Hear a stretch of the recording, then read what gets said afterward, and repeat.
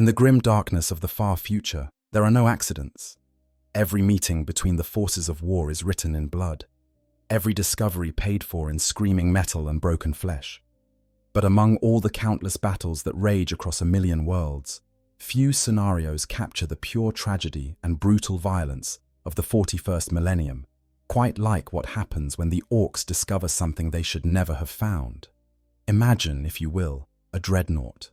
Not just any dreadnought, but an ancient war machine that has slumbered in forgotten darkness for 1,000 years, its occupant dreaming dreams that no living being should endure.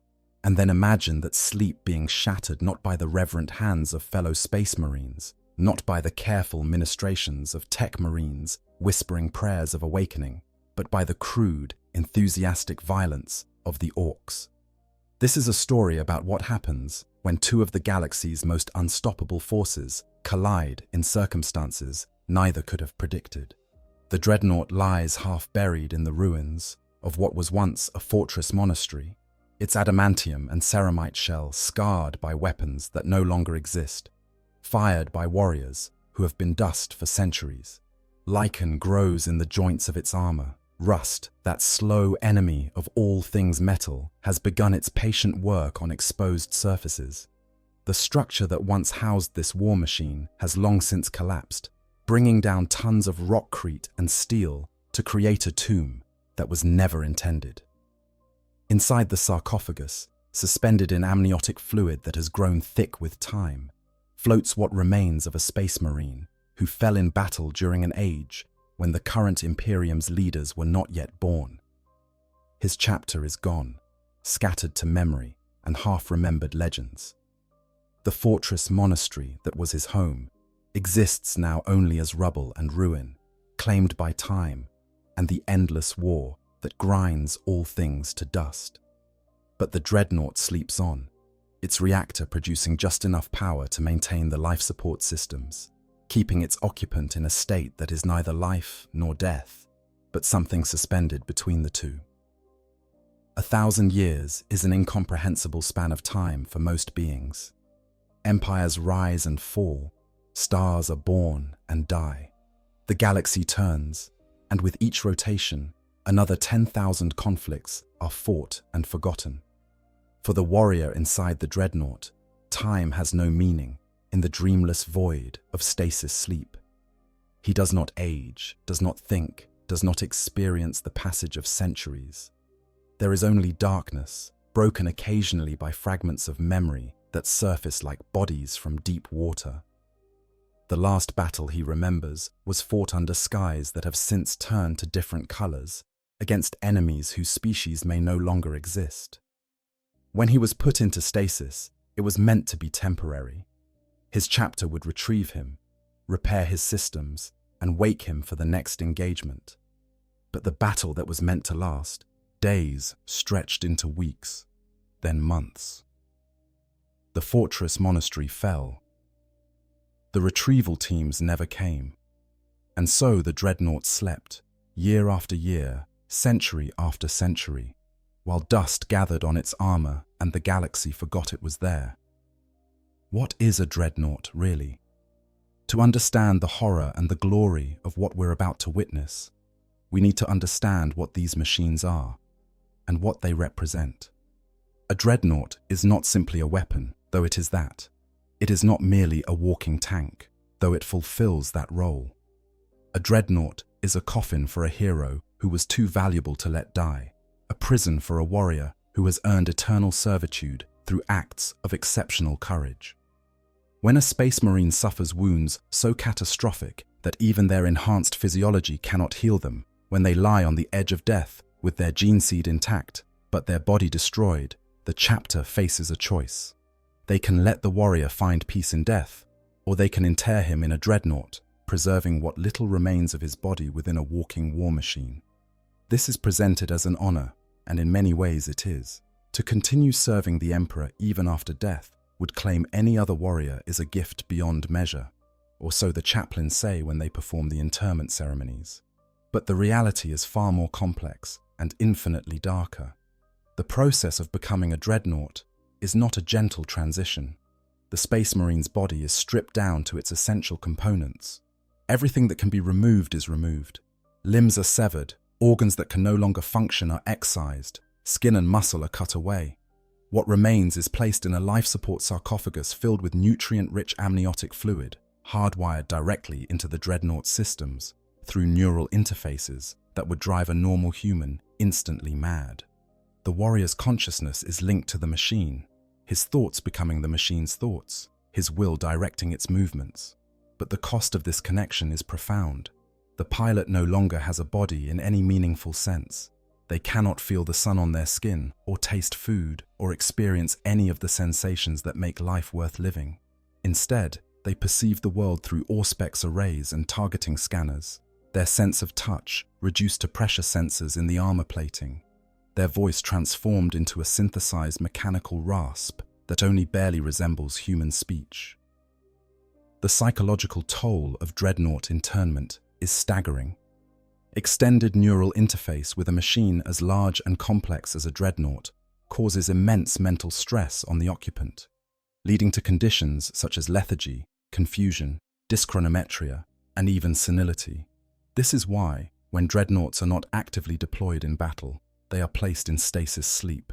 It is not rest, not in any meaningful sense. There are no dreams in stasis, no processing of experiences, no healing of mental wounds. There is only nothing, a void of consciousness that lasts for however long the chapter deems necessary before the Dreadnought is awakened again. Some Dreadnoughts sleep for decades between battles. Others, particularly ancient ones, might sleep for centuries. The pilot within experiences this sleep as an instant, a blink between one moment of consciousness and the next, but the galaxy moves on without them. When they wake, everything has changed. Battle brothers they knew are dead, often for generations. The enemies they fought might no longer exist. Even the chapter itself may have evolved beyond recognition, its tactics and culture transformed by the passage of time. For the ancient warrior sleeping in our buried Dreadnought, the last conscious thought he had was of battle. The memory is fragmented now, eroded by time and the peculiar effects of stasis on organic memory, but pieces remain. He remembers the roar of his assault cannon, the satisfaction of crushing enemies beneath his power fist, the voices of his battle brothers over the Vox network. He remembers feeling the impacts of enemy fire against his armor, the subtle feedback through his neural interface that let him know his systems were taking damage, but holding. And then he remembers the sudden, catastrophic blow that severed power to his locomotion systems, sending him crashing to the ground. He remembers his chapter master's voice over the Vox, promising that retrieval teams were on their way, that he would be recovered and repaired. He remembers the order to enter stasis to preserve power for life support.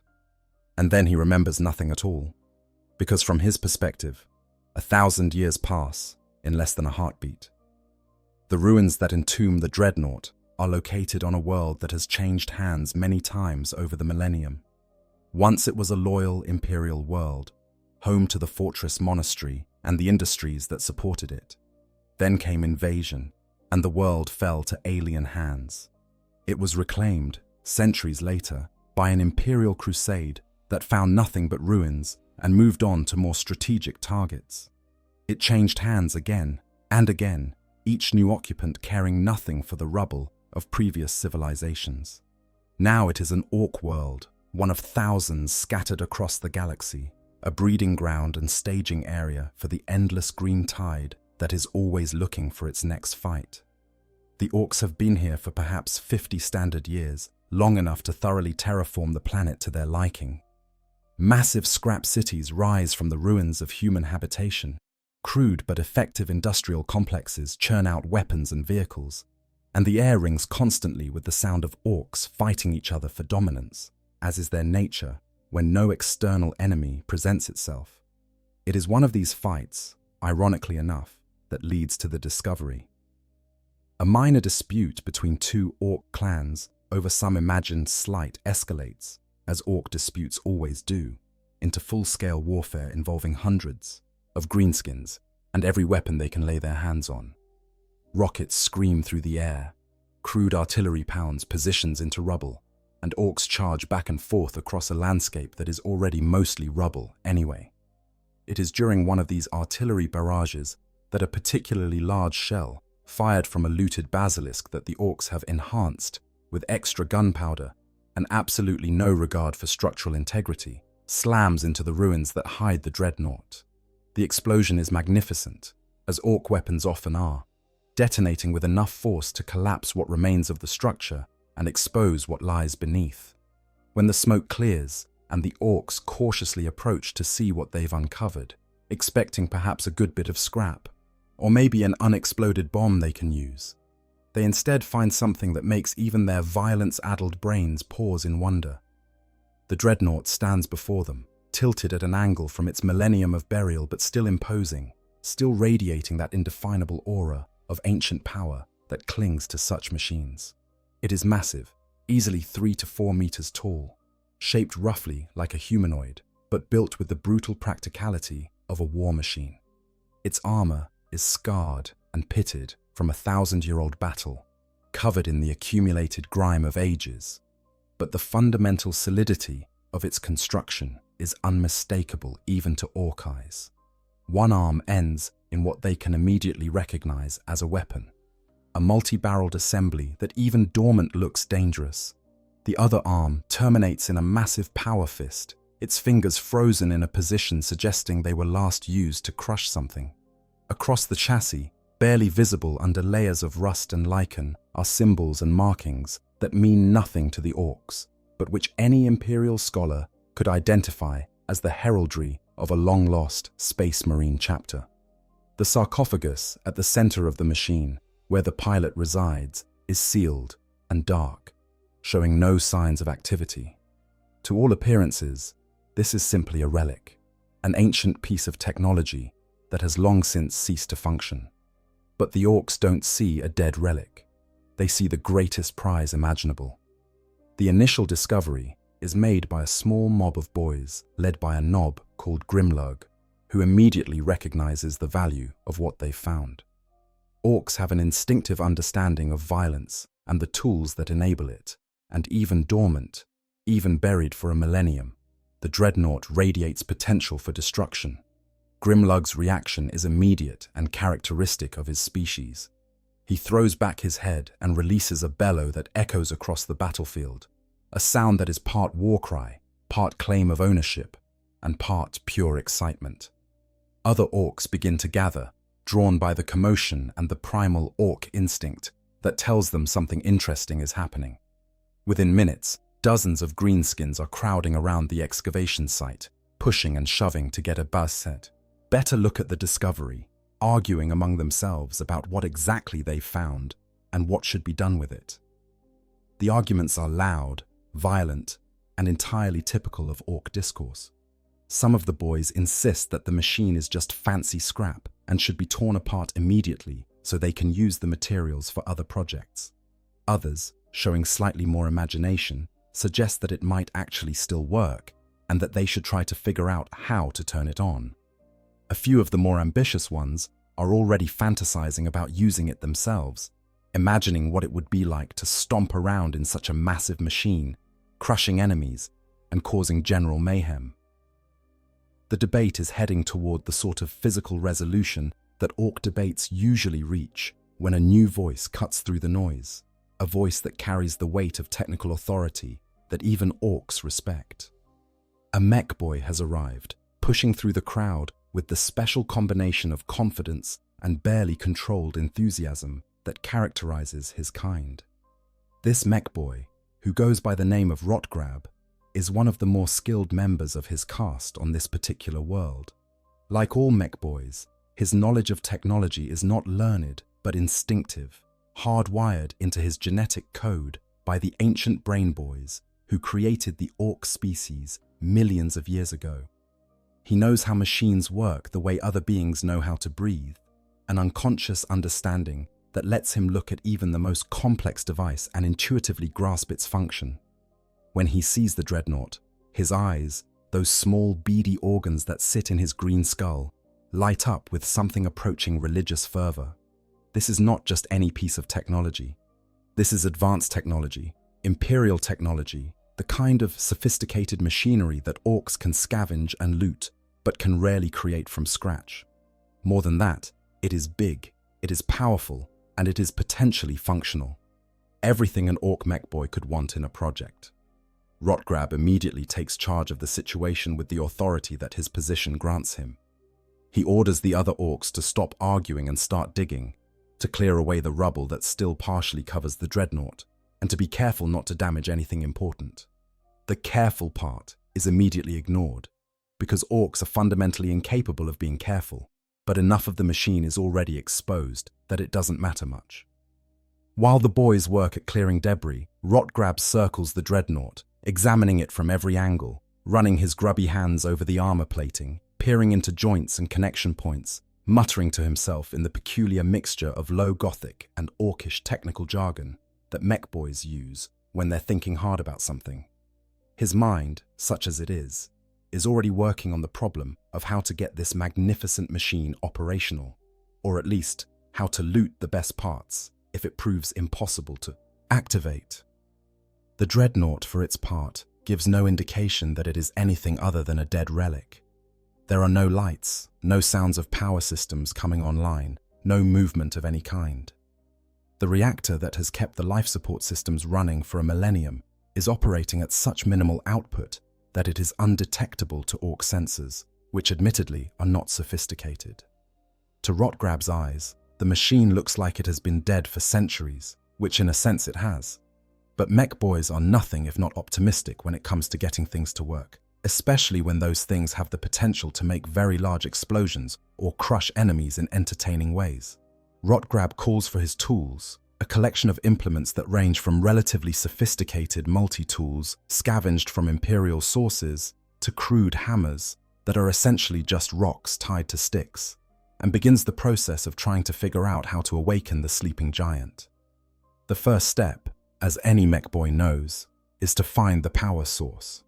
Rotgrab locates what he correctly identifies as the reactor access panel on the Dreadnought's back, an armored plate secured by locking mechanisms that have not been touched in 1,000 years. The locks are corroded, fused together by rust and time, but this is not a problem for an Ork with a hammer. Several enthusiastic blows break the seals, allowing Rotgrab to pry the panel open and peer inside at the reactor assembly. What he sees both excites and confuses him. The reactor is still active, its core producing a faint glow that indicates power generation, but the output is minimal, far below what such a device should be capable of. To Rotgrab's instinctive understanding of machinery, this suggests that the reactor is in some kind of low power mode, feeding just enough energy to keep essential systems operational, but not enough to actually run the Dreadnought's combat systems or locomotion. The solution, to an Ork mind, is obvious. The reactor needs more power. If minimal power output is the problem, then maximum power output is the solution. Now, there are very good reasons why the Dreadnought's reactor is operating at minimal output. The power management system is designed to prioritize life support above all else, ensuring that the pilot remains alive even if every other system fails. Attempting to force the reactor to full power without proper authorization codes and careful monitoring of all systems could have catastrophic consequences, potentially damaging vital components, or even triggering safety protocols that would shut down the entire machine. But Rotgrab neither knows nor cares about any of this. He sees a machine that isn't working properly, and he knows that machines that aren't working properly need more power, bigger gears, or a good solid kick. He tries all three. Using tools that are decidedly not designed for work on Imperial technology, he begins forcing the reactor to increase its output. He bypasses safety protocols that he doesn't recognize as safety protocols, bridges connections that were deliberately kept separate, and generally engages in the kind of mechanical, enthusiastic violence that would give an Imperial tech marine a heart attack if they were present to witness it. For several long minutes, nothing happens. The reactor continues its low hum. The power output remains minimal, and the Dreadnought gives no sign of awakening. Rotgrab grows frustrated, as mech boys often do when machines don't immediately respond to their ministrations. and escalates his efforts. He attaches a portable power generator, a crude device cobbled together from looted Imperial equipment and Ork ingenuity, directly to the reactor assembly, attempting to literally force more power into the system. This is, objectively, a terrible idea. The power generator is not calibrated properly, the connections are crude at best, and the entire setup violates numerous principles of safe engineering practice. But it works, in the way that Ork solutions often work, which is to say violently and with no regard for the consequences. The portable generator begins pouring power into the Dreadnought's reactor, forcing it to accept an energy input that was never part of its designed parameters. The reactor, ancient and sophisticated, but ultimately just a machine, responds to the influx of power the only way it can. It begins to increase its output, feeding that increased output into systems that have been dormant for a millennium. Inside the sarcophagus, submerged in amniotic fluid that has been still for 1,000 years, the ancient warrior begins to wake. The transition is not gentle. Stasis sleep ends not gradually, but all at once, consciousness returning like a door being thrown open into a dark room. For the pilot, subjective time has not passed. One moment he was entering stasis after a battle he believed would be quickly resolved, and the next moment he is awake again, his mind immediately trying to process sensory input from neural interfaces that are feeding him confused, contradictory information. Something is wrong. The data streams that should be clear and organized are corrupted, filled with error messages and warnings that cascade across his consciousness faster than he can process them. His connection to the Dreadnought systems, which should feel like a natural extension of his body, instead feels distant and strange, as if he is trying to move limbs that have fallen asleep. The familiar awareness of his armor's integrity, his weapon system's status, his power reserves, all of it is either wrong or missing entirely. The warrior's first coherent thought, pushing through the confusion and the warning signals, is a simple question. How long was I asleep? The answer, when his systems finally managed to access the Dreadnought's chronometer and compare it to his last logged memory, is incomprehensible. 1,000 years. A millennium has passed between the moment he closed, his eyes in stasis, and the moment he opened them again. For several long seconds, this information simply will not process. It is too large, too impossible. 1,000 years. His chapter, his brothers, everyone he knew, they are all dead. They have been dead for centuries. The fortress monastery he defended is gone. The Imperium he served has moved on without him, has forgotten him, has left him buried in ruins on a world that may no longer even be under Imperial control. The implications of this realization are staggering, but he is a space marine, a warrior of the Adeptus Astartes, trained to function even under the most impossible circumstances. He pushes the existential horror aside, focuses on the immediate situation, begins running diagnostic checks on his systems to determine what is functional and what is not. The diagnostics paint a grim picture. After 1,000 years of minimal maintenance, after a millennium of lying dormant in hostile conditions, the Dreadnought is in poor condition. Multiple systems are either non-functional or operating at reduced capacity. The assault cannon's ammunition feed mechanism is jammed. The power fist's actuators are responding sluggishly. The armor has sustained significant corrosion, reducing its protective value. The Auspex arrays are giving inconsistent readings. Even his own life support system is showing signs of degradation.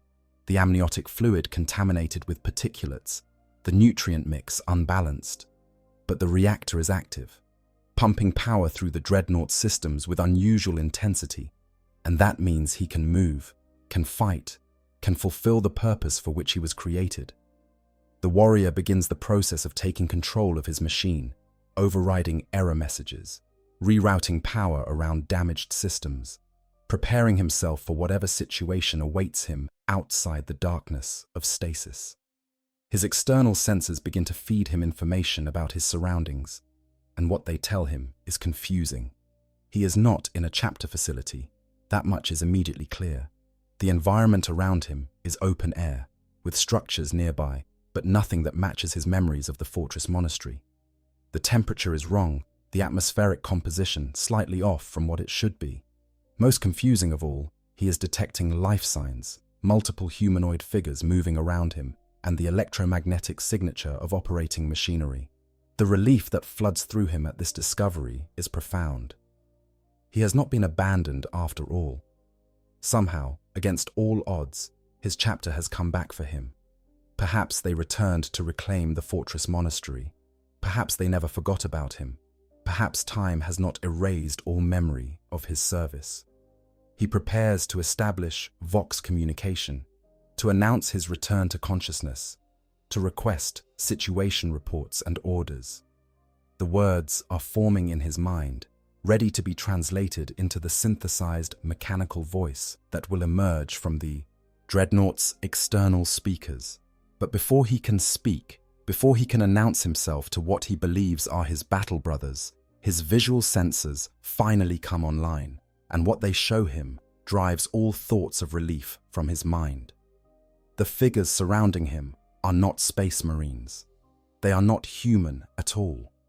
They are orcs, dozens of them, green-skinned and massive, crowded around his dreadnought like scavengers around a corpse. One of them, larger and more heavily equipped than the others, is literally standing on his armor, tools in hand, doing something to his reactor assembly that is causing the power fluctuations he has been trying to compensate for. Others are examining his weapons, poking at his armor, arguing among themselves in their crude language. The realization hits him with the force of a physical blow. He has not been recovered by his chapter. He has been found by Xenos, by the very enemy he has spent his existence fighting. The Orks have discovered him, have awakened him, and now they surround him like the mindless beasts they are, completely unaware that they have just made the worst mistake of their short, brutal lives. Every Space Marine is a warrior of exceptional skill and courage, trained from childhood in the arts of war, enhanced by forbidden science into something posthuman. A Space Marine in Dreadnought armor is death incarnate, a walking testament to the Emperor's wrath given form in adamantium and ceramite. Even damaged, even after a millennium of neglect, the ancient warrior is far more dangerous than any single Ork could hope to be. The only reason he has not already begun combat is that he is still running system checks, still ensuring that his weapons will function when he needs them to, still preparing himself mentally for what is about to happen. Because he knows, with the certainty that comes from centuries of battle experience, that he is about to be in a fight for his life. No, worse than that. He is about to be in a fight that he cannot win. His ammunition reserves are low. His armor is compromised.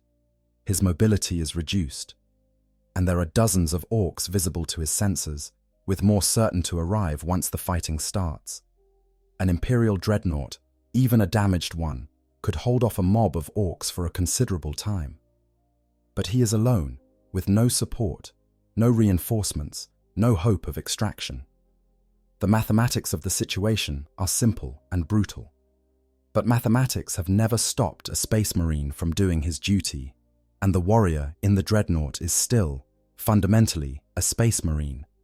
He took oaths when he was inducted into his chapter, oaths that bound him to the service of the Emperor and the defense of humanity.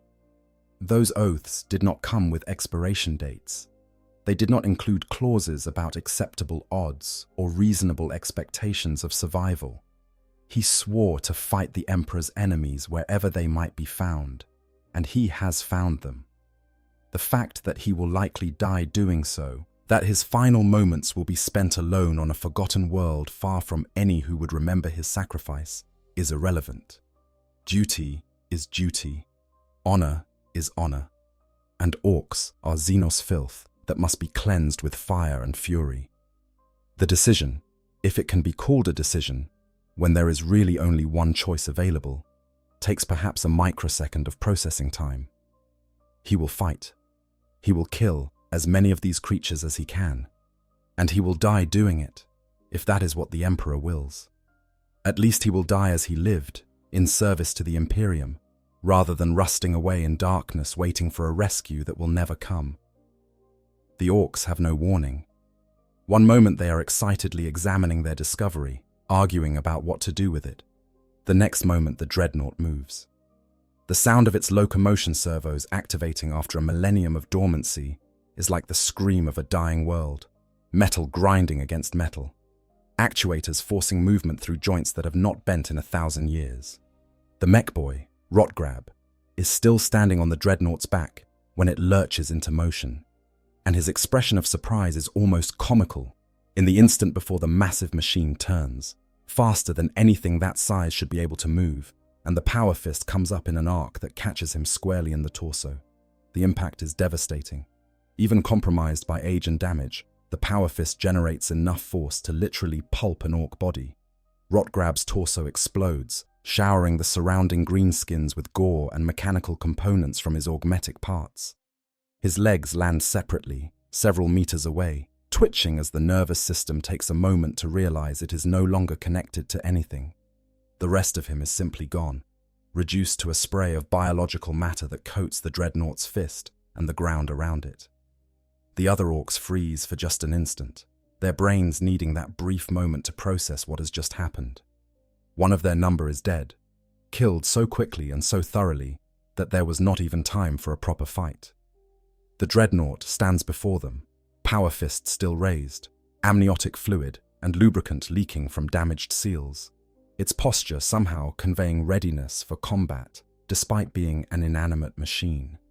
And then the instant passes, and the Orks do what Orks always do when confronted with violence. They embrace it wholeheartedly. A roar goes up from the assembled greenskins, a sound of pure battle joy that would be terrifying to any sane being, but which the Dreadnought's pilot recognizes as what it is. The Orks are not afraid. They are excited. They have found themselves a proper fight, and nothing makes an Ork happier than a proper fight. The mob surges forward, dozens of greenskins rushing toward the Dreadnought with weapons raised, shouting their crude war cries, eager to test themselves against this unexpected opponent. The warrior inside the sarcophagus has fought Orks before, many times. He knows their tactics, such as they are. He knows that they will try to swarm him, to overwhelm him through sheer numbers and ferocity. He knows that individually they are dangerous enough, but in a mob they become a force that can threaten even the most prepared defensive positions. And he knows that his best chance, his only chance really, of surviving the next few minutes is to keep them from surrounding him, to force them to attack from limited angles where his superior firepower can create a killing zone. The assault cannon, despite its jammed feed mechanism, is still partially functional. It has perhaps 30 rounds in the current belt, not nearly enough to deal with all the Orks he can see, but 30 rounds is 30 dead greenskins if he makes each shot count. The weapon roars to life with a sound like thunder, its multiple barrels spinning up to speed, its targeting system, ancient but still functional, automatically tracking the nearest threats. The first burst of fire is perfectly controlled. A 3-round burst that catches an Ork knob in the chest and literally saws him in half, his upper body tumbling away from his legs in a spray of blood and viscera. The second burst kills 2 more Orks who were running side by side, the heavy shells punching through their crude armor as if it were paper. The third burst misses, the targeting system's degraded accuracy causing the rounds to impact the ground instead of the intended target, throwing up gouts of earth and fragments of ancient rockcrete. But the Dreadnought does not have time to correct and fire again, because the mob has reached him now, Orks swarming around his feet, their crude weapons rising and falling against his armor in a rain of blows that individually are nothing but cumulatively are beginning to register on his damage sensors. The power fist sweeps down, crushes an Ork against the ground, with enough force to crack the rockcrete beneath, comes up trailing blood and lubricant, sweeps horizontally to catch 2 more greenskins and send them flying through the air to land in broken heaps meters away. The assault cannon speaks again, A longer burst this time because there is no point in conserving ammunition when the enemy is literally climbing on his armor. And 3 more orcs fall, their bodies torn apart by the heavy shells. But for every orc he kills, it seems like 2 more appear, drawn by the sounds of combat, by the primal orc instinct that tells them a good fight is happening and they are missing it. The mob swells, greenskins pouring in from all directions, and the Dreadnought begins to understand with increasing certainty that this is not a battle he can win. Not because the orcs are too skilled, not because his weapons are ineffective, but simply because there are too many of them and too few shells in his ammunition belt. The orcs, for their part, are having the time of their lives. This is exactly the sort of fight they live for, a proper scrap, against an opponent who can actually fight back, who presents a genuine challenge. The fact that several of their number are already dead, their bodies decorating the ground around the Dreadnought in various states of dismemberment, just makes the fight more exciting. The warrior inside the sarcophagus continues to fight with the cold efficiency of a space marine, each movement calculated to maximum effect, each burst of fire placed with precision despite the degraded targeting systems. He has abandoned any pretense of tactics beyond simple survival, simply killing anything that comes within reach of his weapons, trusting in the strength of his armor to protect him from the orcs' crude weapons. And his armor is holding, mostly. The greenskins are using choppers, crude blades that are more cleaver than sword, and while they can damage paint and score the ceramite, they cannot penetrate to the vital systems beneath.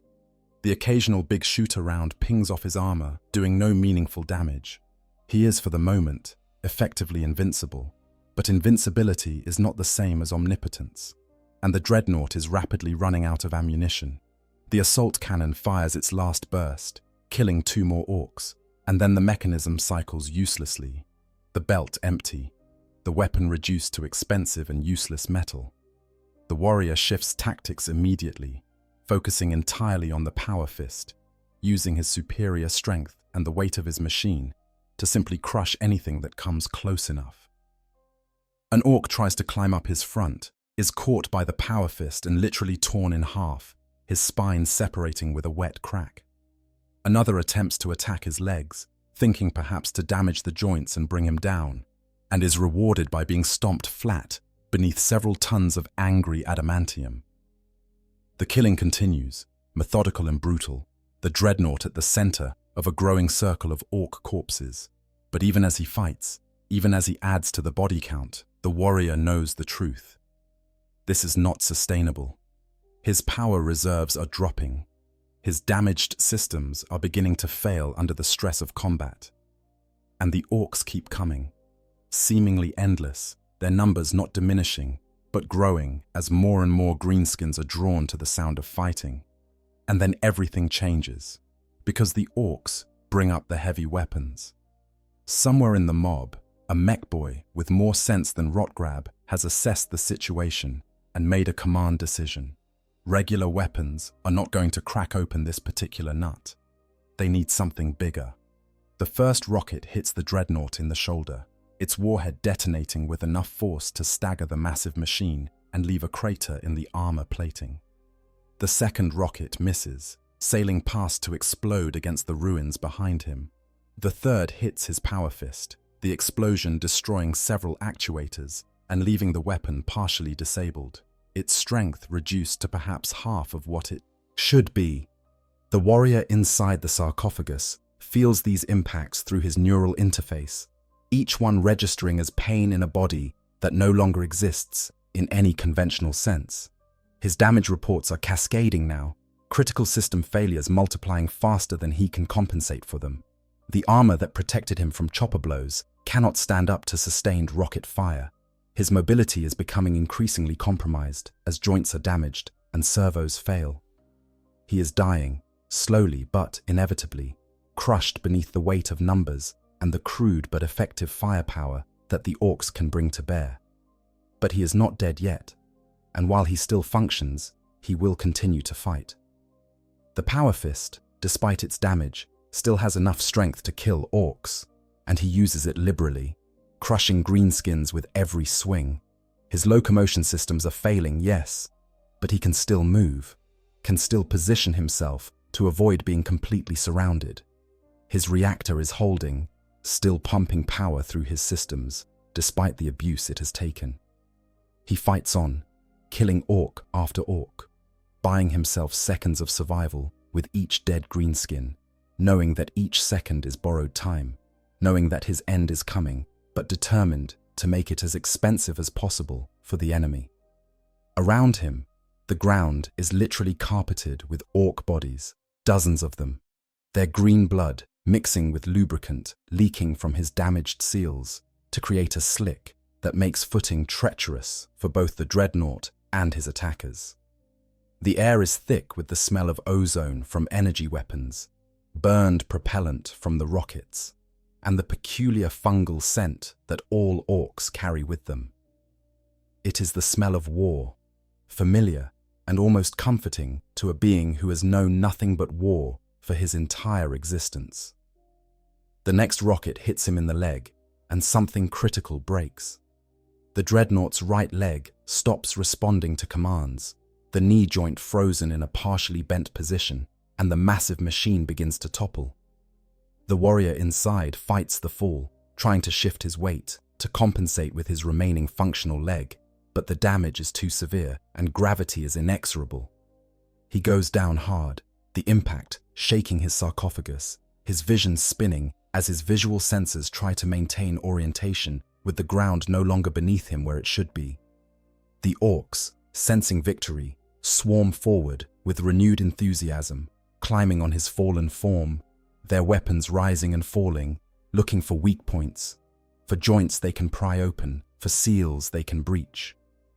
The warrior fights from the ground, his power fist still functional, still crushing any greenskin that comes within reach, but he knows this is the end. A Dreadnought that cannot stand is a Dreadnought that cannot effectively fight.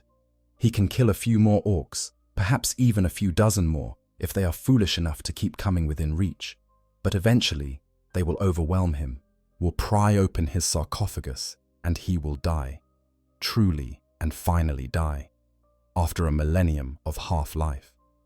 But before the orcs can finish what they have started, before they can breach the sarcophagus and reach the warrior within, a new sound cuts through the chaos of the battlefield. It is the distinctive roar of Imperial engines, the thunder of drop pods breaking through the atmosphere, the unmistakable war cry of space marines going into battle. The warrior's damaged sensors detect the new arrivals even as the orcs do, and for a moment he allows himself to hope, to believe that somehow, impossibly, he is about to be rescued. The drop pods slam into the ground around the battle site, their doors blowing open before they have fully settled, and from within emerge the angels of death themselves, space marines in full armor, weapons ready, charging forward with the precision and fury that only the Adeptus Astartes can bring to bear. But these are not his brothers. The colors are wrong, the chapter markings unfamiliar. These space marines are from a chapter he does not recognize, possibly one that did not even exist when he was interred in his Dreadnought 1,000 years ago. It does not matter. They are brothers in service to the Emperor, and they have come to his aid. The battle, which moments ago seemed lost, suddenly has hope again. The Space Marines hit the Orc mob like a lightning bolt, their bolters speaking death, their chainswords screaming as they carve through greenskin flesh. The Orcs, caught between the fallen Dreadnought they were about to destroy and a fresh enemy at their backs, do what Orcs always do. They fight both, because fighting is what they were made for, and more enemies just means more fun. The battlefield descends into the kind of three-way chaos that only the Warhammer universe can produce, with Orcs fighting Space Marines fighting to protect a Dreadnought they know nothing about, except that it is Imperial technology and therefore worth preserving. The ancient warrior, still lying on the ground, still fighting from his fallen position, coordinates his attacks with the newcomers as best he can, calling out target priorities over the Vox, providing fire support with his power fist, using his mere presence as a rallying point for the Space Marine assault. Together, they begin to turn the tide. The combination of his endurance and their mobility proving too much for even the Ork horde to handle. The battle does not last long after the Space Marines arrive, at least not in terms of objective time. Perhaps 10 minutes, perhaps 15. It is difficult to judge in the heat of combat. But in that short span, hundreds of Orks die, their bodies adding to the already impressive pile that the Dreadnought has created. The greenskins eventually break, not because they are cowards, but because even Ork enthusiasm has limits when faced with overwhelming firepower and their own staggering casualties. They retreat, regrouping in the ruins to plan their next assault, because Orks never truly give up on a fight they are enjoying.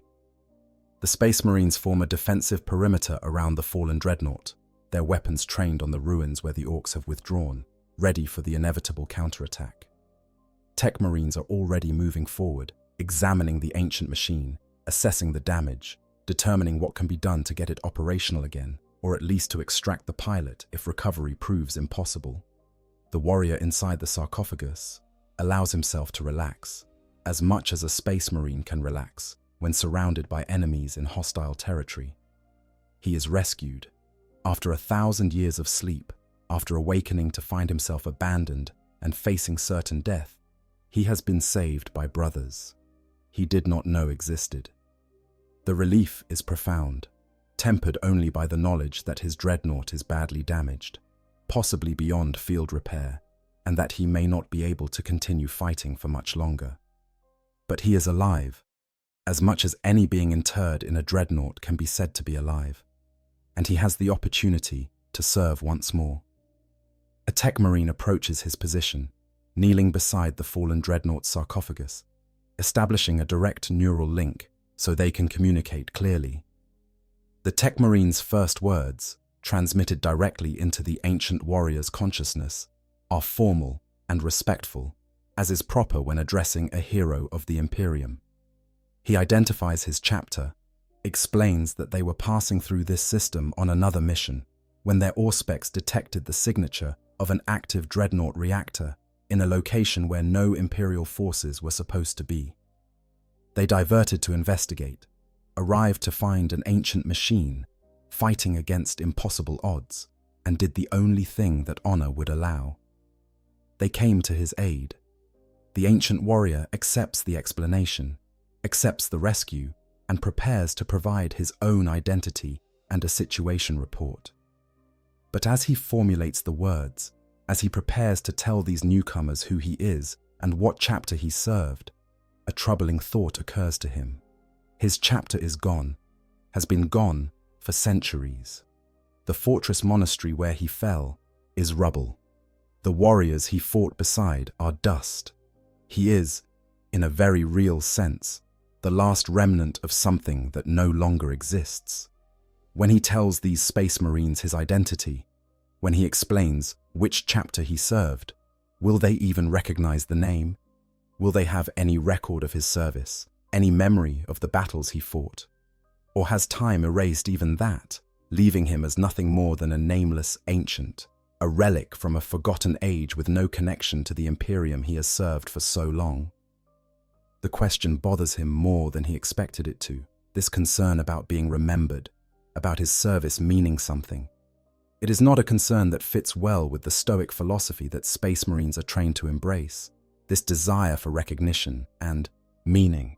But after 1,000 years of sleep, after waking to find everything he knew gone, perhaps it is understandable that he would want something, anything, to confirm that his existence mattered. But he is a Space Marine, and such existential concerns must wait for later contemplation, if there is ever time for such things. For now, there is the immediate situation to deal with. The Orks will be back, that much is certain. Greenskins do not give up on a fight simply because they took casualties. If anything, the beating they just received will make them more determined, more eager to prove themselves. The Space Marines need to either repair the Dreadnought sufficiently to evacuate him, or they need to establish a strong enough defensive position to hold until extraction can be arranged. Neither option is appealing given the circumstances, but those are the options available. The Tech Marine is already working on the Dreadnought, running diagnostics, assessing the damage, determining what is within his capacity to repair in the field. The news is not good. Multiple critical systems are beyond field repair. The locomotion damage alone would require a full overhaul in a properly equipped forge. The most the Tech Marine can do is stabilize the systems, prevent further degradation, and ensure that the life support functions continue to operate. If they want to move the Dreadnought, they will need heavy equipment, lift vehicles that can transport several tons of armored machinery. Such equipment is not immediately available. The Space Marine captain, the leader of the force that rescued him, makes the decision quickly and with the cold pragmatism that command requires. They will hold this position until extraction vehicles can be brought up. The Dreadnought cannot be moved without proper equipment, and abandoning Imperial technology to Xenos is not an option, especially not technology that contains a still living warrior. They will dig in, establish defensive positions in the ruins, and hold against whatever the Orks can throw at them until they can evacuate properly. It is not an ideal solution, but it is the only practical one given the circumstances. The captain issues orders, his battle brothers moving with practiced efficiency to transform the area around the fallen Dreadnought into a defensible position. Rubble is stacked to create cover, heavy weapons are positioned to provide overlapping fields of fire, Auspex arrays are set up to give early warning of Ork movements. Within minutes, the Space Marines have created a hardpoint that will require significant effort to crack, and all they have to do is hold it long enough for extraction to arrive. The Orks, watching from their own positions in the ruins, see what the Space Marines are doing and understand the challenge that has been presented to them. The Humies are setting up for a proper defensive fight, which means the Orks will need to mount a proper offensive assault. This is excellent news from an Ork perspective, because proper assaults are among their favorite activities. The war boss in charge of this particular territory, a massive greenskin named Uglug, who earned his position by being the biggest and meanest Ork in the area, decides that this requires his personal attention. He gathers his nobs, his biggest and best warriors, and begins planning an assault that will showcase proper Ork tactics, by which he means throwing as many boys as possible at the enemy until something breaks. The preparations take time, as Uglug wants to bring truly impressive force to bear. He calls in reinforcements from across his territory, summons every Ork who can carry a weapon, and orders his mech boys to bring up every big gun and vehicle they have available. This is going to be a proper way, even if it is just against a small force of Space Marines and one broken Dreadnought. While the Orks prepare, the Space Marines and the Ancient Warrior wait. The Tech Marine continues his work on the Dreadnought, less focused now on repairs and more on simply keeping the systems stable. He has struck up a conversation with the pilot through their neural link, asking questions about the Dreadnought's past, about the battles it has fought, about the chapter it served. The Ancient Warrior answers as best he can, though his memories of the time before his interment are fragmentary, eroded by the peculiar effects of stasis and the simple passage of too much time. He remembers broad strokes, major battles, significant events, but the details have faded, faces and names slipping away like water through fingers. The Tech Marine listens with the reverence appropriate when hearing tales from a warrior who fought in an age when the current Imperium was young, and through his reactions, the Ancient Warrior begins to understand just how much the galaxy has changed in his absence. The Imperium he served was different, less rigid in some ways, more hopeful perhaps. The Imperium that exists now is grinding itself to pieces, fighting endless wars on all fronts, barely holding together under the weight of its own bureaucracy and the countless enemies that seek to destroy it. The assault, when it comes, is everything Uglug promised it would be. The Orks hit the Space Marine position like a green avalanche, hundreds of greenskins charging forward with weapons blazing, vehicles roaring, their war cry echoing across the ruins loud enough to be heard kilometers away. The Space Marines meet them with the disciplined firepower that is the hallmark of the Adeptus Astartes, bolters speaking in controlled bursts, heavy weapons taking down priority targets with devastating precision. The ancient warrior, still unable to move, but with his power fist still functional and his visual sensors tracking everything, does what he can to contribute, providing targeting data to his defenders, marking priority threats, using the Vox network to coordinate fire. He may be fallen, he may be damaged, but he is still a space marine, and he will fight to his last breath to defend the Emperor's Imperium. The battle rages for hours, the Orks throwing themselves at the defensive position in wave after wave, each wave breaking against the space marine discipline and firepower, but each wave also taking its toll.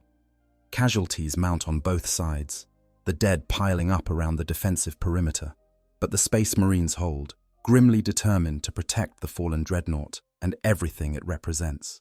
Eventually, after what seems like an eternity of fighting, the extraction vehicles arrive. They are massive lifter craft, designed to transport heavy equipment in combat zones, and their arrival is like a gift from the Emperor himself. The vehicles land as close as they dare to the defensive position, their loading ramps dropping open, and the Space Marines begin a fighting withdrawal, protecting the Tech Marines as they work to secure the Dreadnought for transport. The Orks, sensing that their prize is about to escape, redouble their assault, pressing forward with renewed fury. But it is too late.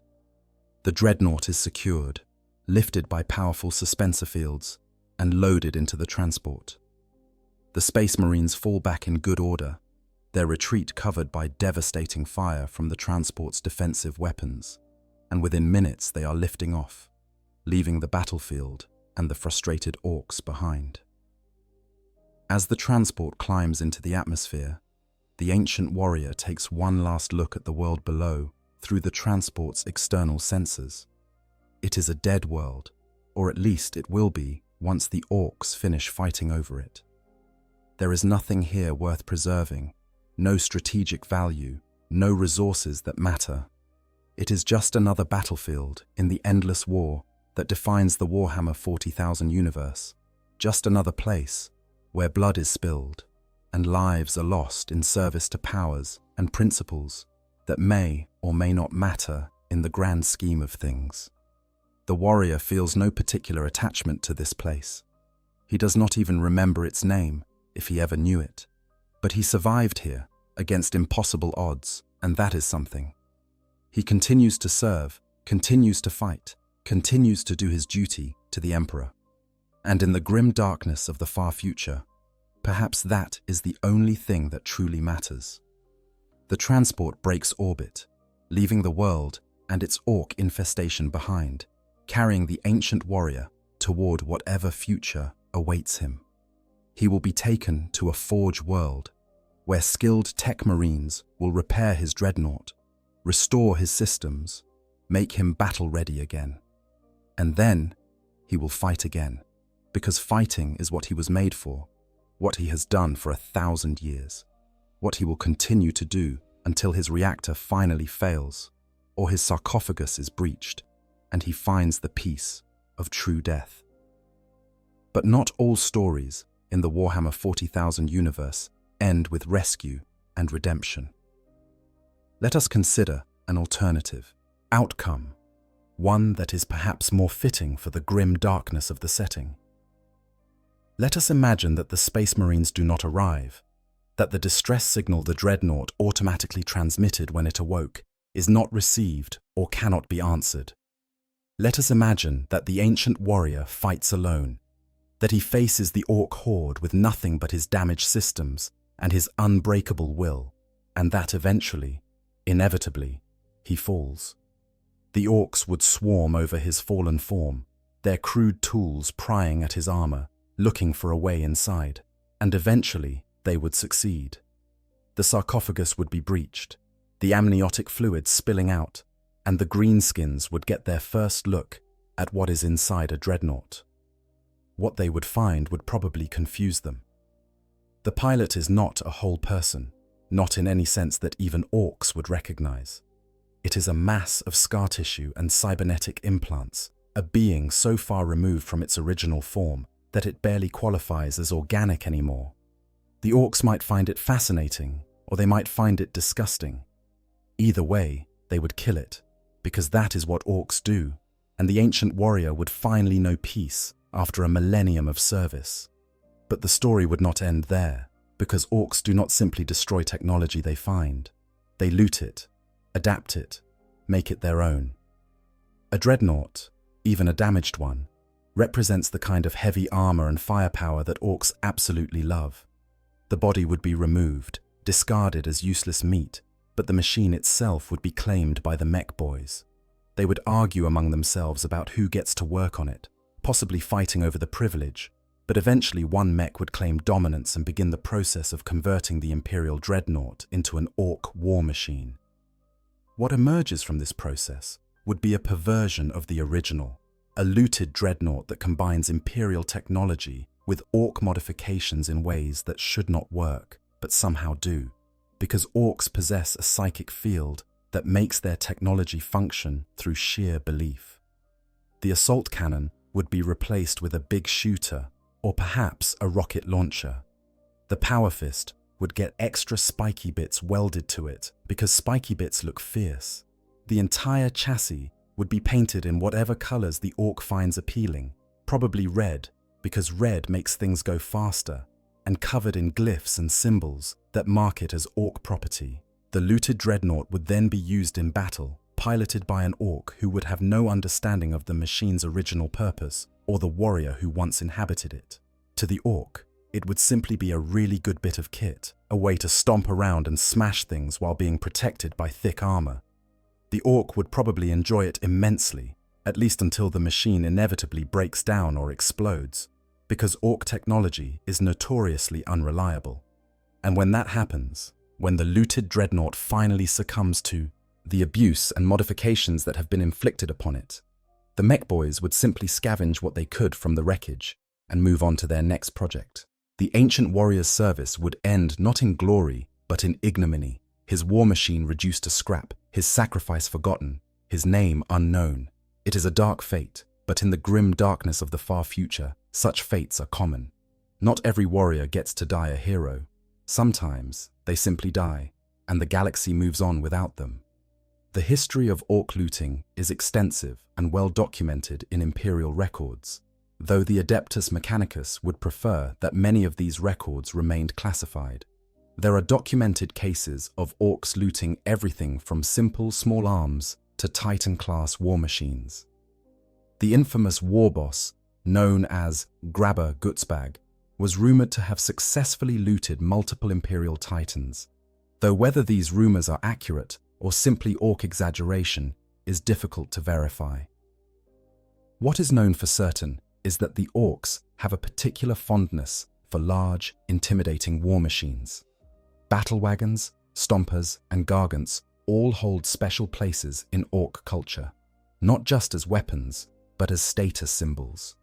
A war boss who can field a truly impressive war machine, whether built from scratch or looted from enemies, gains prestige that translates directly into power within orc society. Other orcs want to fight alongside such a leader, to bask in the reflected glory of that magnificent machine, to be part of a wag that has such impressive hardware. This cultural importance of big machines is why the orcs would be so excited to discover a dreadnought. It is not just that the machine is valuable from a practical standpoint, though it certainly is. It is that possession of such a machine would elevate whoever successfully claims it to new heights within the orc hierarchy. The mech boy who manages to get it working would become famous throughout the settlement and possibly beyond. The war boss who deploys it in battle would gain reputation that could attract more followers from across the region. The pilot who gets to stomp around in it would be the envy of every other orc who sees him. This is why the orcs would fight so hard to capture or defend such a prize, not just because of what it can do, but because of what it represents. In orc society, might makes right, and a dreadnought represents a lot of might concentrated in a single, mobile, very stompy package. The Death Skulls clan deserves special mention when discussing orc looting culture, as they are the acknowledged masters of the art.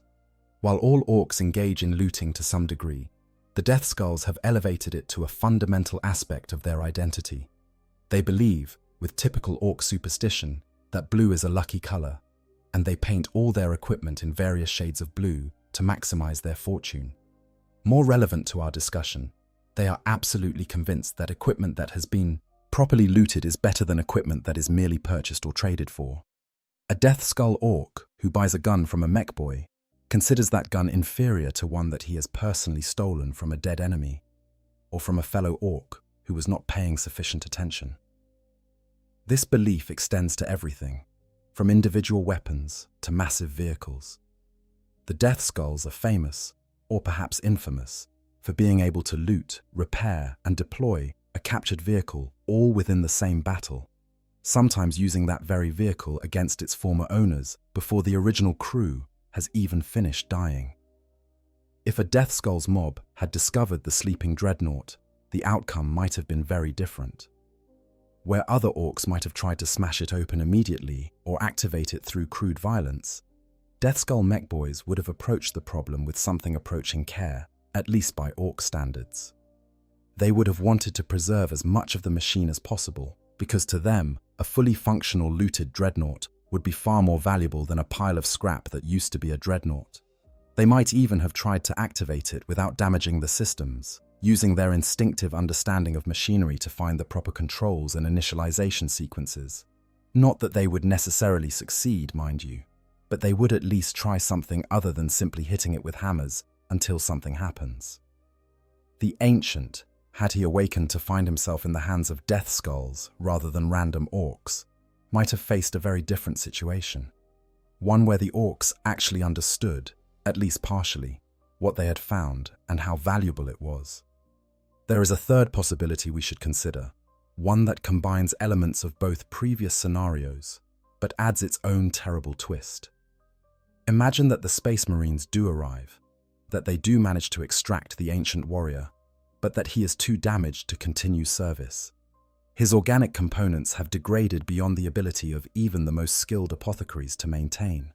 The life support systems in his sarcophagus are failing, the neural interfaces are breaking down, and it is clear that he has perhaps days, maybe weeks, before final death claims him.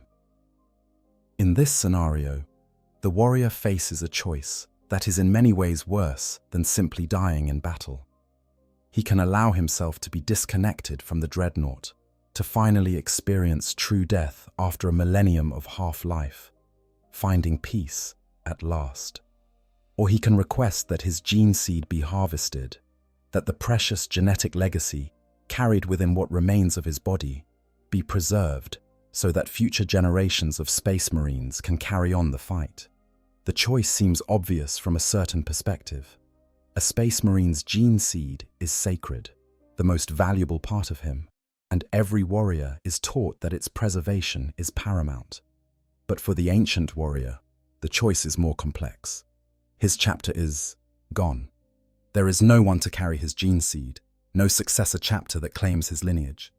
If his gene seed is harvested, it will go into storage, possibly to be used to found a new chapter in some distant future, but more likely to simply sit in a vault until it degrades or is destroyed in whatever catastrophe eventually claims the facility where it is stored. Is that really a better fate than simply letting it die with him? In the end, the decision is not his to make. The apothecaries make it for him, as they always do, because the preservation of gene seed is not a matter of personal choice, but of duty to the Imperium. His sarcophagus is opened.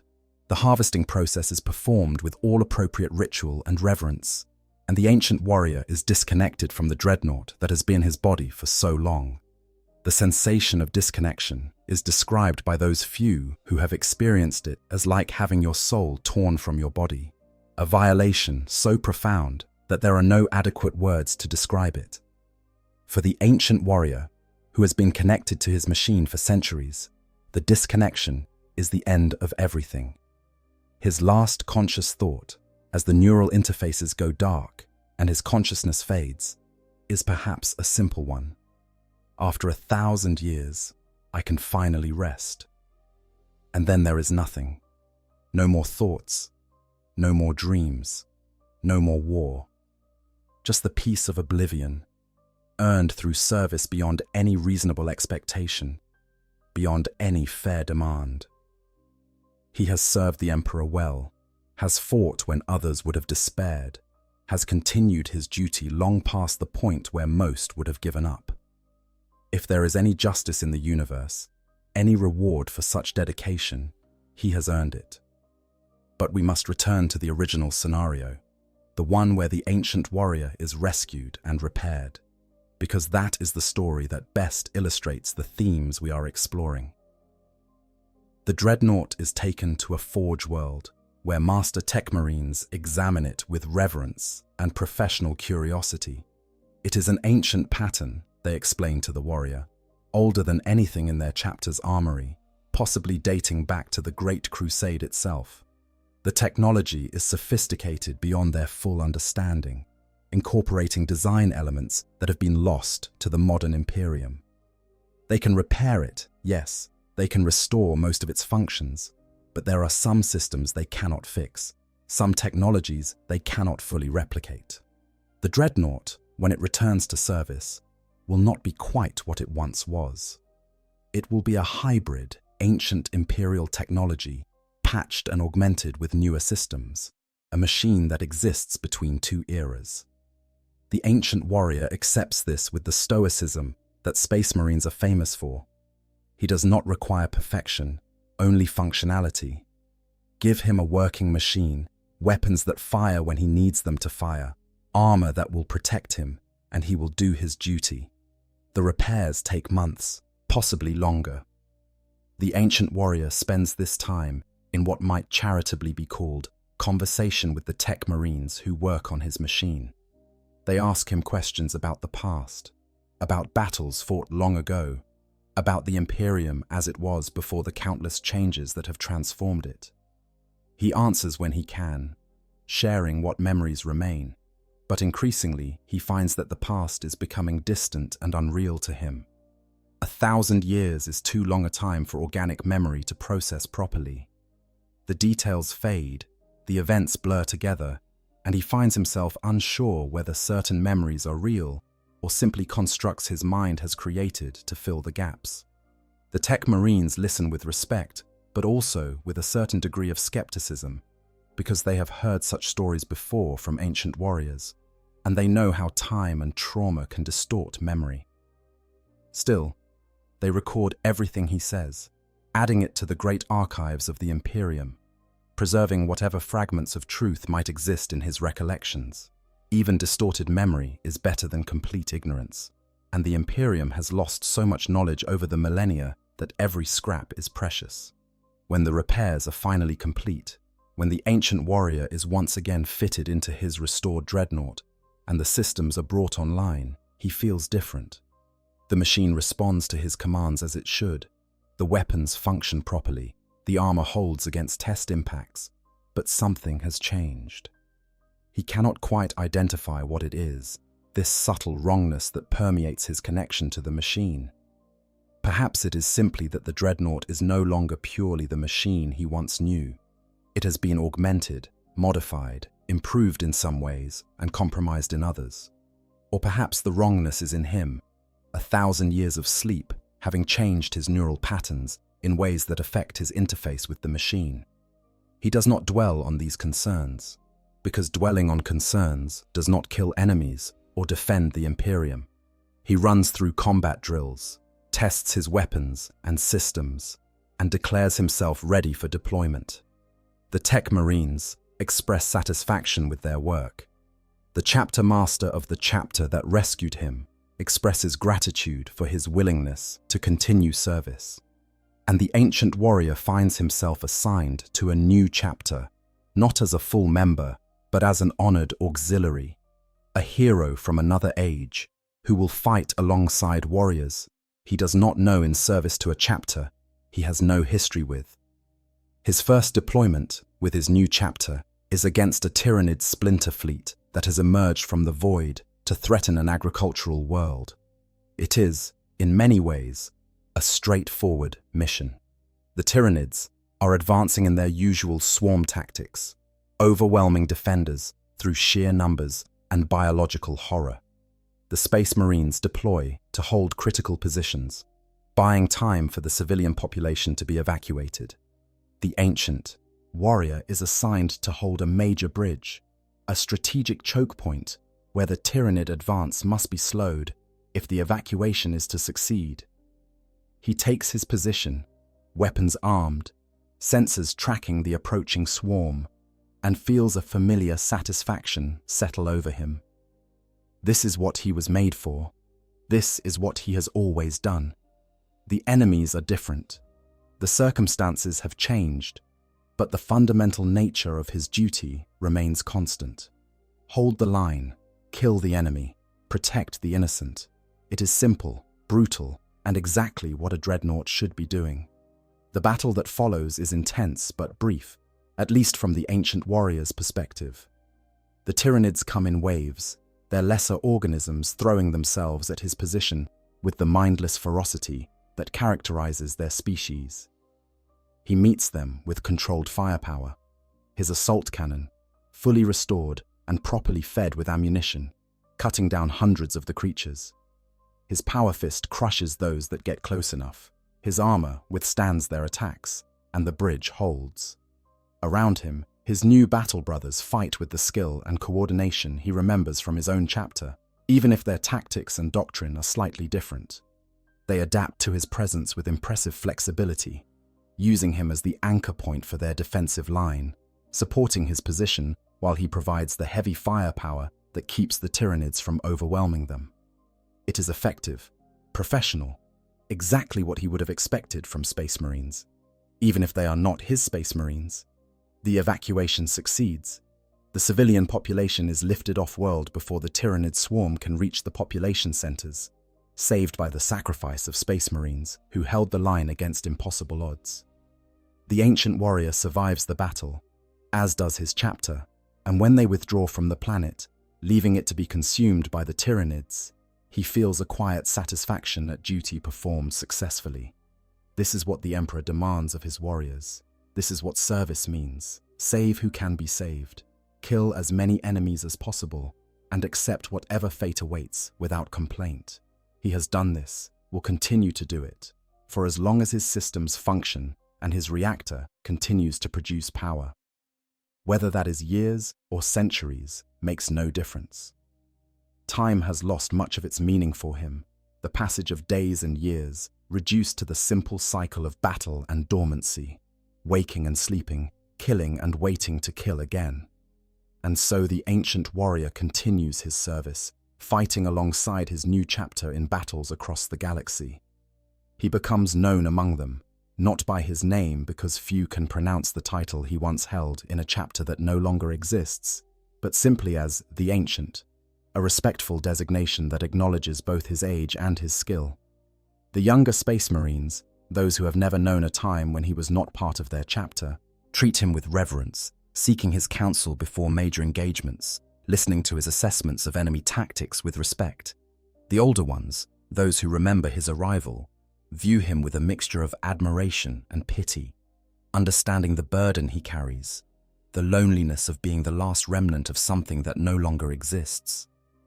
But all of them fight beside him when battle is joined. All of them trust him to hold his position. All of them know that the Ancient will do his duty no matter the cost. And that trust, that respect, is perhaps the closest thing to peace that a being in his situation can hope to experience. Years pass, then decades. The Ancient fights in 100 battles, 1,000, the number becoming meaningless after a while because each battle blurs into the next, each enemy eventually falling before his weapons or succeeding in forcing him into retreat. He sleeps between deployments, those long periods of stasis that now seem less like rest and more like a temporary cessation of existence. And when he wakes each time, he finds that the galaxy has changed in small ways, that his chapter has evolved, that new threats have emerged, and old ones have adapted. But the fundamental nature of his existence remains constant. Wake, fight, sleep, repeat. It is a cycle that could continue indefinitely, assuming his systems hold and the Imperium survives long enough for him to continue fighting in its defense. He has become, in essence, eternal, a warrior who will potentially outlive multiple generations of his battle brothers, who will witness centuries of history while remaining unchanging himself, locked in his adamantium shell, endlessly serving, endlessly fighting, endlessly waiting for the true death that may never come. But let us return now to those orcs, because their story does not end with the ancients' rescue. The greenskins who discovered the Dreadnought, who fought it so enthusiastically, have their own tale to tell. For the orcs who survived that initial encounter, the experience was formative. They fought against one of the legendary war machines of the Humies, saw it crush dozens of their fellows, and while they ultimately failed to claim it as loot, the memory of that battle becomes part of their oral tradition. Orc storytelling is crude and often embellished beyond all recognition, but the core truth remains.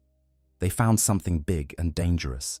They fought it with everything they had, and it took a bunch of Humie space marines showing up to stop them from eventually winning.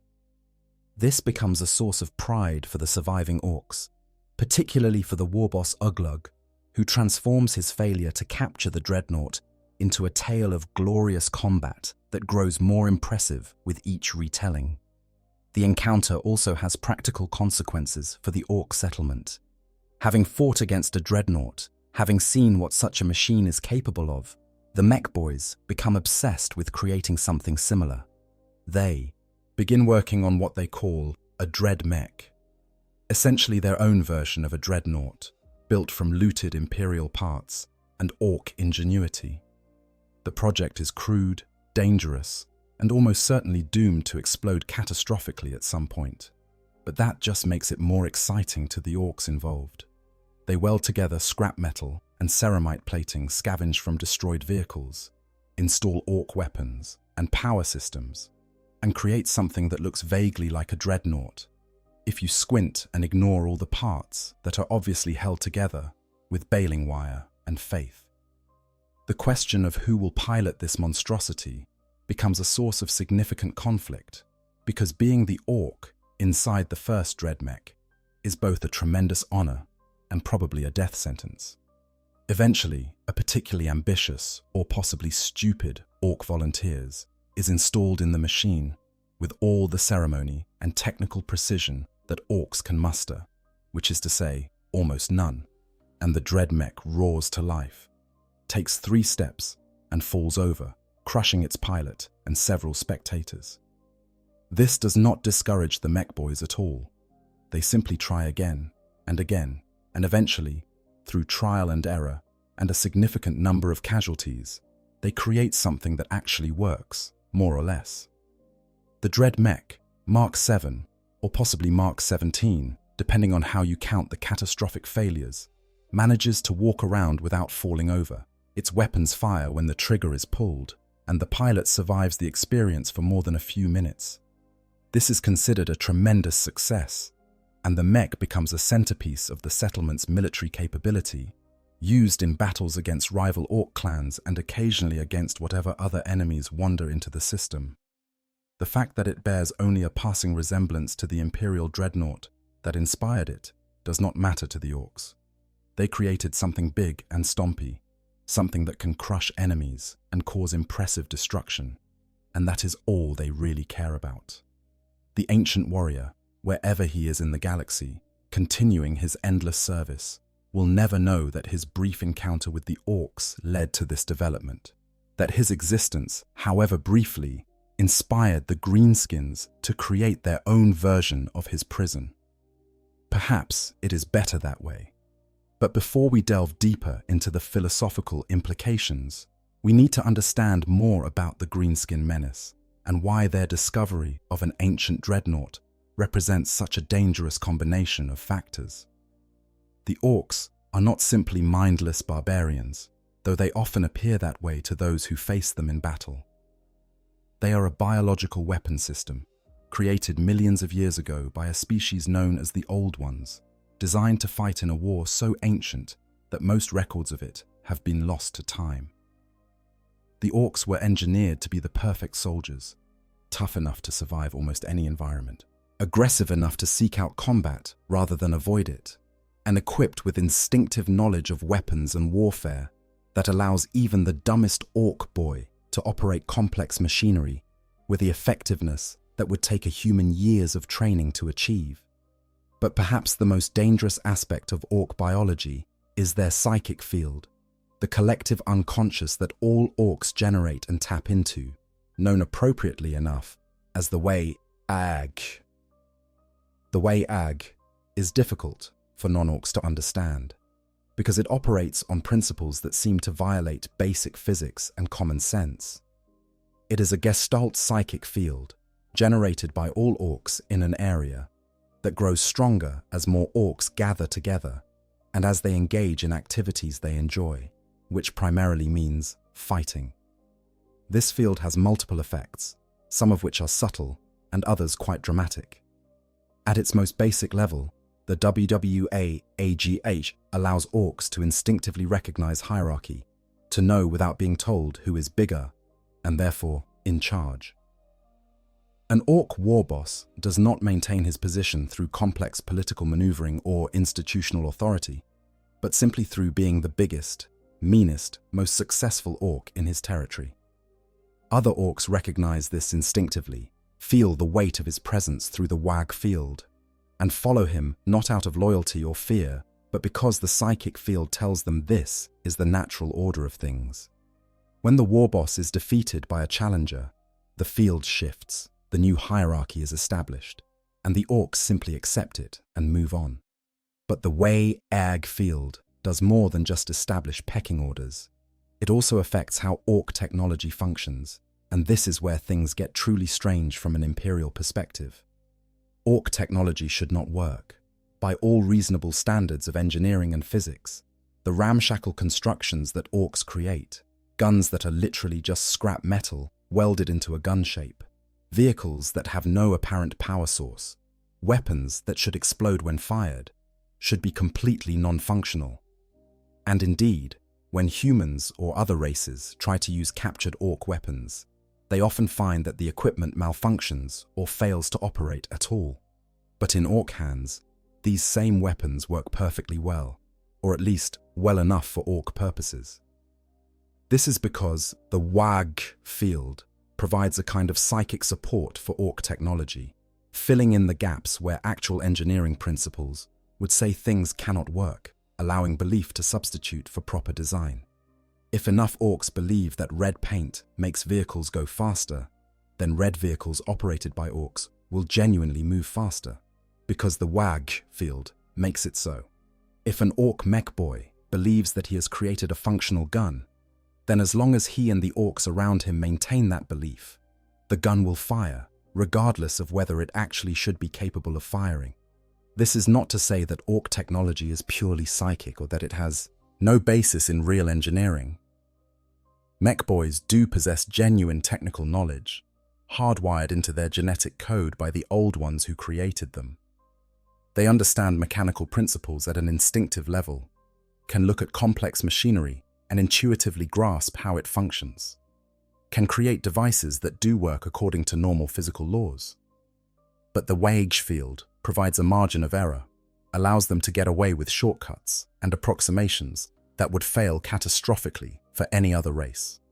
An orc weapon might be only 70% properly designed, with the remaining 30% being held together by wishful thinking and psychic energy. But as long as an orc is the one using it, that is enough. This makes orcs incredibly dangerous opponents, because their technology is unpredictable, often more effective than it has any right to be, and impossible to accurately assess from an outside perspective. Imperial forces fighting orcs can never be quite sure whether that crude-looking orc gun will fire harmlessly or blow a hole through their armor, because even the orc holding it might not know until he pulls the trigger. The implications of this become particularly relevant when we consider what happens when orcs loot Imperial technology. Unlike their own crude constructions, Imperial machines are built to exacting standards, using principles of engineering that have been refined over 10,000 years. An Imperial weapon does not need psychic support to function. It works because it is properly designed and manufactured. But when orcs get their hands on Imperial technology, when they begin modifying and improving it according to their own aesthetic and functional preferences, strange things happen. The modifications that orcs make should, by all rights, ruin the carefully balanced systems of Imperial machinery. Welding additional armor plates to a Lehman Russ tank should throw off its weight distribution and make it handle poorly.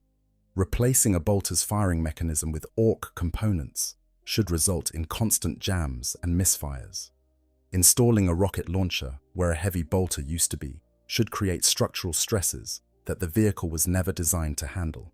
And yet, when Orks make these modifications, the vehicles continue to function, sometimes even better than they did in Imperial hands, because the WH field compensates for the changes, smooths over the problems, makes the impossible work through sheer collective belief. This brings us back to the Dreadnought and why its discovery by Orks represents such a dangerous situation. A Dreadnought is not just a weapon.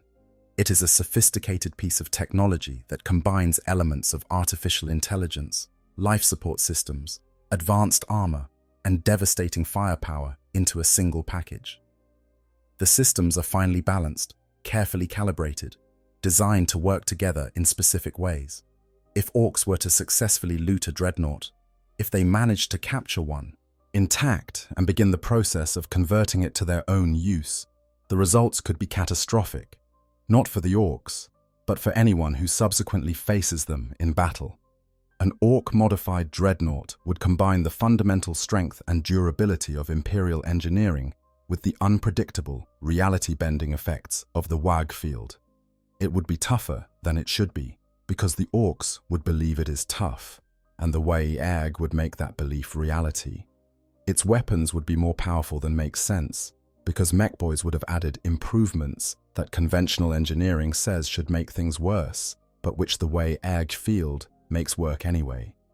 And it would be piloted by an Ork who, unlike the Space Marine who originally inhabited the machine, would have no qualms about pushing the systems to their absolute limits and beyond, because Orks do not worry about things like safety margins or recommended operating parameters. This is why the Mechanicus and the Imperial military take Ork looting so seriously, why they will often destroy their own equipment, rather than let it fall into greenskin hands, why entire campaigns have been fought simply to recover or deny the Orks access to specific pieces of technology. It is not just about preventing the enemy from using your weapons against you, though that is certainly a concern. It is about preventing the Orks from learning from your technology, from incorporating your design principles into their own chaotic construction methods, from creating hybrid abominations that combine the best aspects of Imperial engineering with the worst aspects of Ork ingenuity. A looted land raider is bad enough, as multiple Imperial forces have learned to their cost. A looted Dreadnought, with its advanced systems and devastating firepower, piloted by an Ork who feels no pain and experiences only joy in combat, would be a nightmare scenario that could potentially threaten entire battlefields.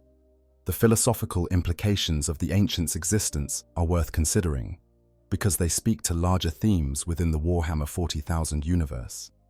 Here is a being who has served the Emperor for over a millennium, who has continued fighting long after any reasonable expectation of duty has been fulfilled, who has sacrificed everything, literally everything, in service to the Imperium. And what has he gained from this service? The opportunity to continue serving, to continue fighting, to continue existing in a state that is neither life nor death, but something suspended uncomfortably between the two. There is no retirement for a Dreadnought pilot, no peaceful end to his service. He will fight until he is destroyed, and only then will he know peace. This is presented in Imperial doctrine as an honor. The greatest heroes are chosen for this fate, given the privilege of continuing their service beyond what would normally be the limits of mortal existence. But looked at from another perspective, it is a curse, a punishment disguised as a reward, an eternity of combat, with no hope of escape except through destruction. The Ancient himself, if asked about this, would likely defend the practice. He is a Space Marine, bred and trained to see duty and honor as the highest goods, to value service to the Emperor above personal comfort or even personal survival. He volunteered to become a Space Marine. knowing that it would mean a life of war. He accepted internment in a dreadnought when the alternative was death. These were his choices, made freely according to the values he was taught. But were they really free choices, or were they simply the inevitable results of conditioning so thorough that it is indistinguishable from brainwashing? A space marine is created, not born. He is taken as a child, subjected to surgical modification and psychological conditioning, transformed into something post-human. His values, his beliefs, his very sense of self are all products of this process. When he chooses duty over rest, service over peace, is he really choosing, or is he simply executing his programming? These are uncomfortable questions, and the Warhammer 40,000 universe does not provide comfortable answers. The Imperium is not a benevolent institution.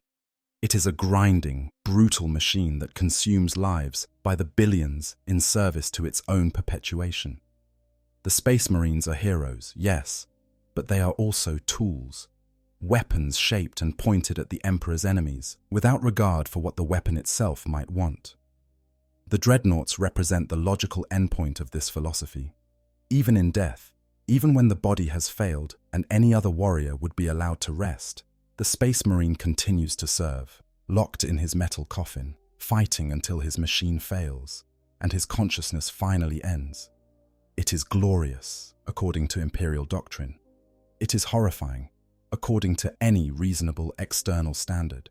And the ancient, existing at the intersection of these two perspectives, embodies both the glory and the horror in equal measure. But we must be careful not to impose our own values too heavily on this fictional universe. Warhammer 40,000 is deliberately dark, deliberately over the top in its grim darkness. But it is also a setting where genuine heroism exists, where individuals make real choices that matter, where sacrifice and duty are not empty words, but guiding principles that shape lives and deaths.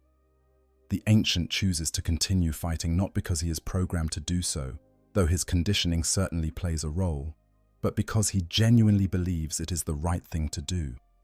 He has seen what the galaxy contains. He has faced the Orks, the Tyranids, the forces of chaos, and countless other threats that seek to destroy humanity. He knows, with a certainty born of first-hand experience, that the Imperium, for all its flaws and failures, is what stands between humanity and extinction.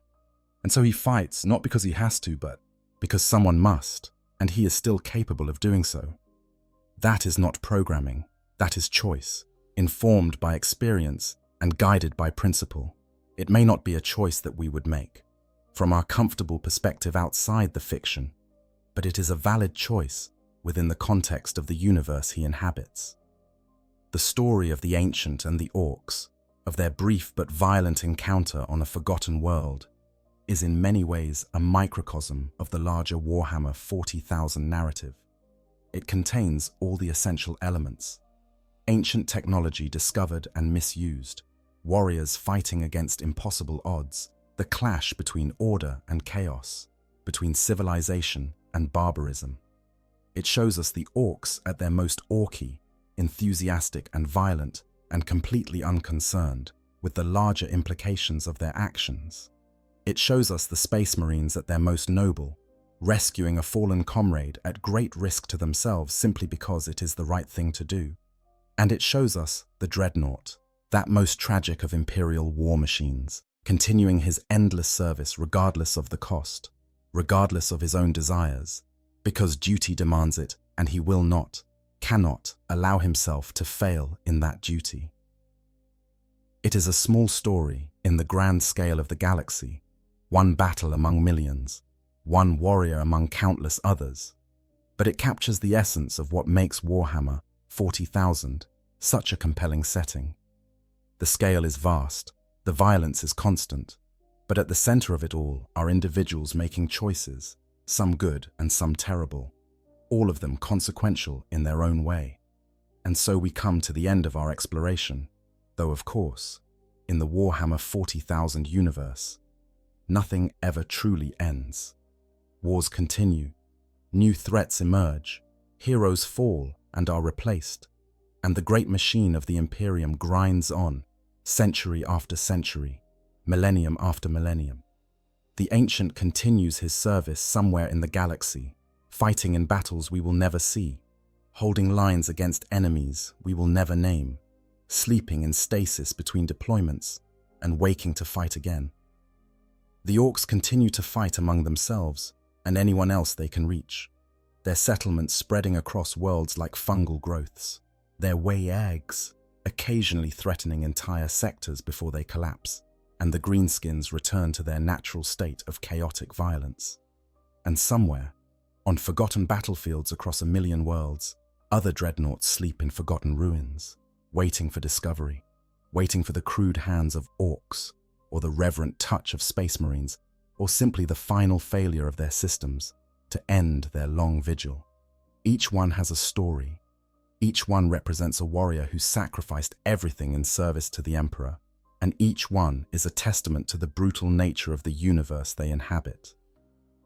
If there is a lesson to be drawn from the ancient story, it might be this: that duty, however burdensome, however seemingly pointless, matters in ways we cannot always perceive. The Ancient could have allowed his systems to fail, could have welcomed death when the Orks discovered him, could have chosen oblivion over continued service. But he did not.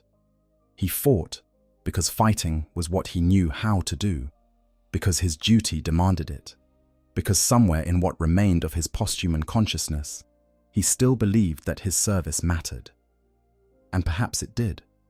Perhaps his continued resistance bought time for those space marines to arrive. Perhaps his distress signal reached them when no other signal would have. Perhaps his survival was itself a kind of victory against the chaos and death that defines the universe. Or perhaps none of that is true.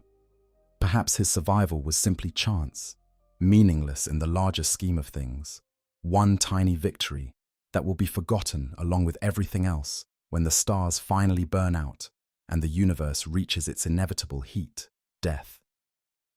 Either way, he fought, he served, he did his duty.